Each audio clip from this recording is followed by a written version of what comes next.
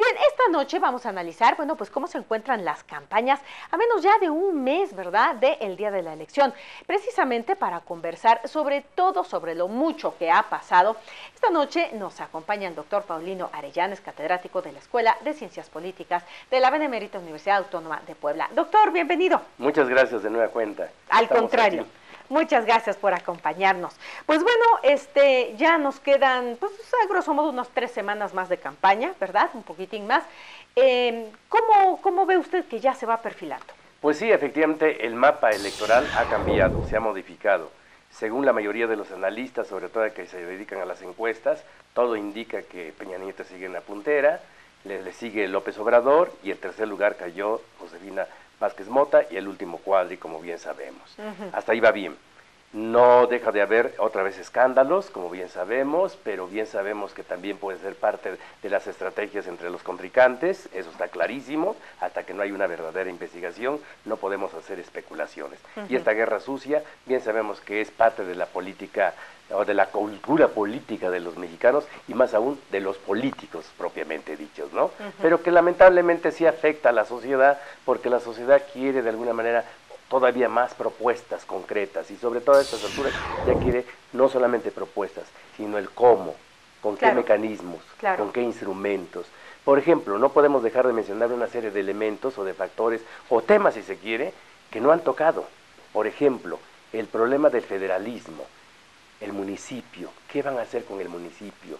¿Qué van a hacer con las prefecturas, las juntas auxiliares, las comisarías, que son los elementos más pequeños que se encuentran entre los municipios en las entidades federativas, que la verdad reciben migajas con respecto al desarrollo social?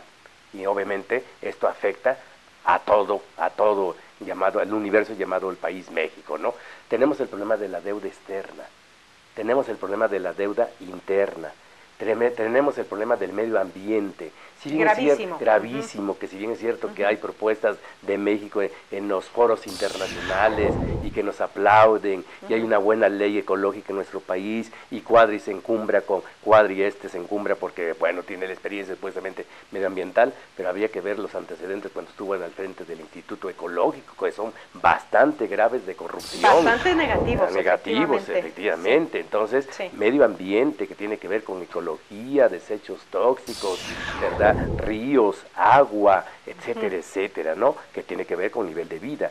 No se ha tocado también el tema, por ejemplo, de los discapacitados, o digamos, simplemente de otras capacidades, que son muchos.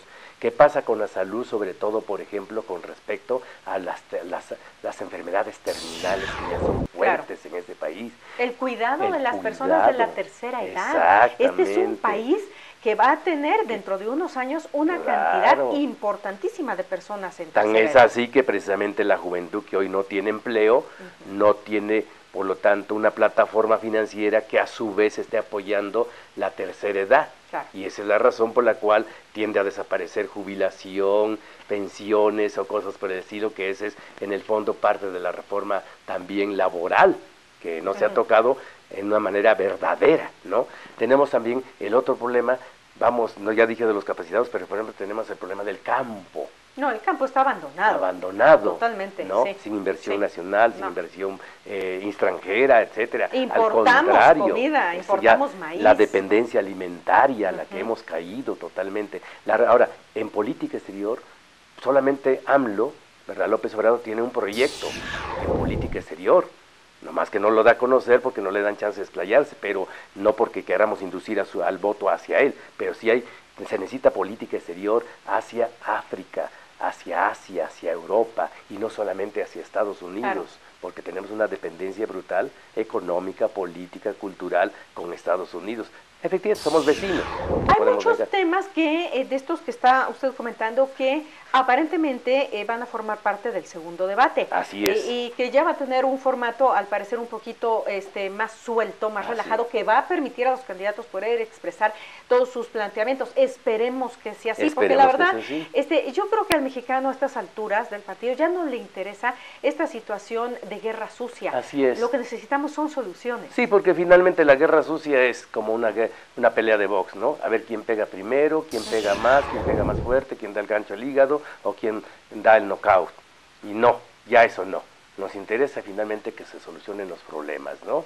y no presente tiene que ser con la política económica actualmente existente. Eso ya quedó comprobado en más de 20 años. Tiene que haber un cambio de política económica y con ello cambio de política industrial, cambio de política educativa, cambio de política financiera, monetaria, etcétera, etcétera. Escuchaba antecedentemente a quien entrevistó de un economista muy importante, pero sí, efectivamente, los indicadores macros están estables. Eso se llama estabilidad financiera, que eso, en eso deja el gobierno al menos.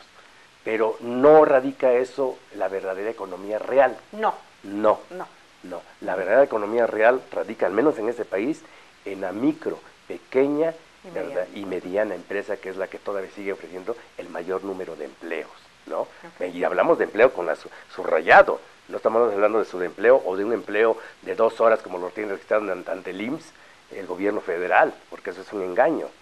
Un verdadero empleo es una jornada completa, salario completo, prestaciones completas, exacto. Todo eso es un empleo, ¿no? Sí, hoy en día, desafortunadamente, todas las empresas lo que están haciendo es 0 prestaciones, ¿verdad? Así es, en efecto. A lo mejor pagar, contratarlo por medio tiempo, exacto. O sí, quizá más tiempo por un salario menor, pero sin prestaciones. Y en ese terreno, presente en México, hoy tiene 2 millones de trabajadores en lo que se llama outsourcing, que es la subcontratación. No es la empresa, industria o institución la que contrata directamente al trabajador, sino a través de un despacho o una casa empleadora. Y obviamente se lavan las manos con respecto a prestaciones. Y México es de los pocos países que no ha firmado, ¿verdad?, el convenio 181 de la Organización Internacional del Trabajo, donde esta organización habla de la subcontratación outsourcing, pero con prestaciones sociales. Bueno. Y entonces México no ha querido firmar precisamente por eso, y en eso también radica la supuesta reforma estructural laboral, que tiene mucho de engaño y que no la quieren dar a conocer, ¿no? Porque se nos dice muy fácilmente, necesitamos la reforma laboral o la reforma estructural laboral, porque con eso va a haber crecimiento, empleos y México va a prosperar. Sí, pero cuando compara uno la propuesta de reforma laboral del PRI y del PAN, varían en detalles. Un ejemplo, por ejemplo, si usted quiere ser contratada, bueno, es el empleador el que le va a decir sí o no derecho de huelga, no es el trabajador. Muchas cosas más profundas, ¿no? Pues, doctor, como siempre, vamos a esperar al debate este 10 de junio, vamos a ver cómo se desenvuelven los candidatos, las propuestas y demás, y si usted nos hace el favor, vamos a estar aquí de regreso analizando pues ese último debate ya muy cerca de las elecciones. Seguro que sí. Muchísimas gracias por habernos acompañado. Sí. Vamos rapidito, vamos a la pausa, quédese, continuamos. Vamos a